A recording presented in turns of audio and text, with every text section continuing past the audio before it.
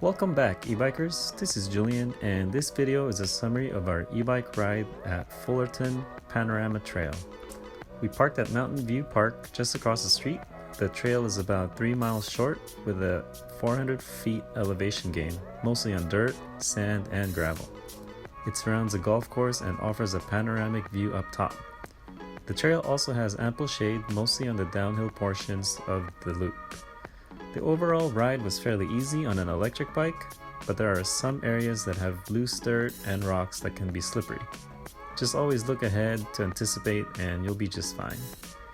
The e-bikes we use on this trail is a Hyper E-Ride mountain bike and a Swagtron EB6.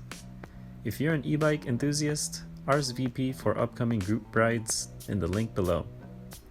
For more content like this, please like and subscribe. Have a great day, stay healthy and safe out there, see you next time and enjoy the rest of the ride.